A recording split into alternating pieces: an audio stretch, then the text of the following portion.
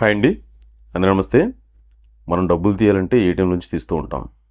ఇవి జనరల్గా bus stand దగ్గర కానీ, లేదా అక్కడ మెయిన్ రోడ్లో కానీ, థియేటర్స్ దగ్గర, వేరే ఇతర ఇంకెక్కడైనా షాపింగ్ కాంప్లెక్స్ దగ్గర ఇలాంటి చోట్ల అయితే ఏటీఎంలు అయితే ఉంటూ ఉంటాయి. అయితే కొత్తగా ఏటీఎం సదుపాయాన్ని రైల్వేలో కూడా ప్రవేశపెడుతున్నారు, కదిలే ట్రైన్లు.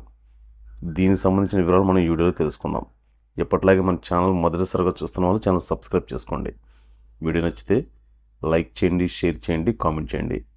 దీనికి సంబంధించిన వివరాలు మనం ఈ వీడియోలో తెలుసుకుందాం. విషయం ఏంటంటే, త్వరలో కదిలే ఏటీఎం రానుంది. ప్రయాణికుల కోసం రైళ్లలోని ఈ సేవలను అందుబాటులోకి తీసుకొచ్చే విధంగా రైల్వే శాఖ కసరత్తు చేస్తుంది.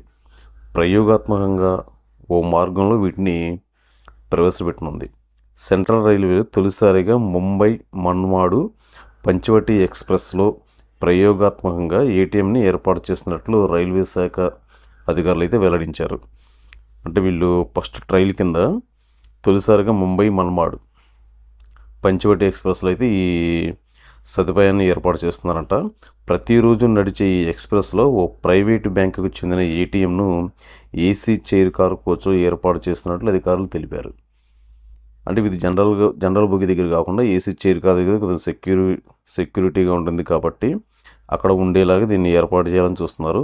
త్వరలో పూర్తి స్థాయిలో ఈ సదుపాయాన్ని అందుబాటులోకి తెస్తామని వెల్లడించారు.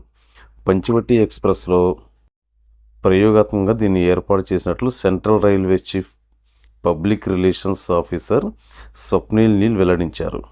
కోచ్లో గతంలో తాత్కాలిక ప్యాంట్రీగా ఉపయోగించిన స్థలంలో ఈ ఏటీఎంని ఏర్పాటు చేశారు. రైలు కదులుతున్నప్పుడు భద్రతాపరంగా ఎలాంటి ఇబ్బందులు లేకుండా ఉండడానికి దీనికి షట్టర్ డోర్ను కూడా అమర్చారు. ఇందుకు సంబంధించి కోచ్లో అవసరమైన మార్పులను మన్మాడ్ వర్క్షాప్లో చేపట్టినట్లు అధికారులు వివరించారు. అంటే ఇప్పుడు ట్రైన్ కదిలేటప్పుడు దాని ఎలాంటి ఇబ్బంది కలగకుండా దానికి అన్ని రకాలుగా సెక్యూరిటీగా అన్నీ సెట్ చేసి దానికి ఒక షట్టర్ కూడా ఏర్పాటు చేసి ఈ ఏటీఎం అనేది సెట్ చేశారు రైల్వేలో. పంచవటి ఎక్స్ప్రెస్ ప్రతిరోజు ముంబైలోని ఛత్రపతి శివాజీ మహారాజ్ టెర్మినల్ నుంచి మన్మాడ్ జంక్షన్ వరకు వెళ్తుంది. సుమారుగా 4:30 గంటల గమ్యస్థానానికి చేరుకునే ఈ రైలు ఆ మార్గంలో కీలకమైనది.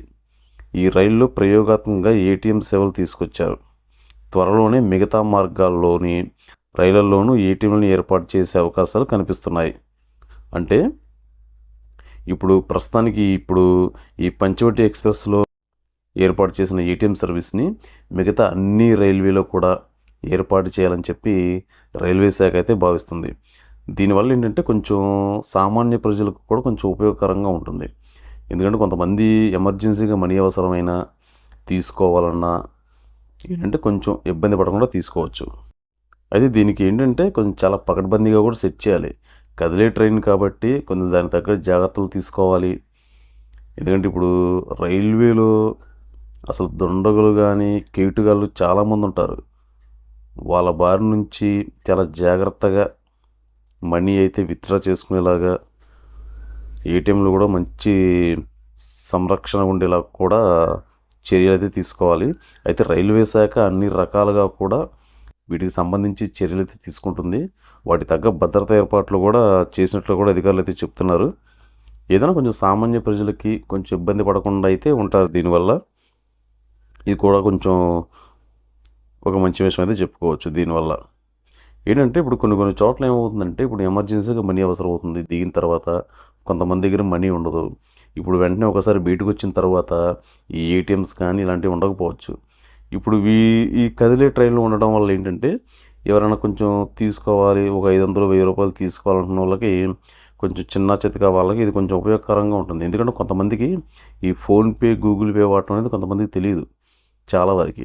ఇలాంటి వాళ్ళకి ఏంటంటే ఏదన్నా కొంచెం తక్కువ అమౌంట్ విత్డ్రా చేసి దగ్గర పెట్టుకోవాలనుకున్న వాళ్ళకి జర్నీలో ఇది కొంచెం మంచి విషయం అని అయితే చెప్పుకోవచ్చు.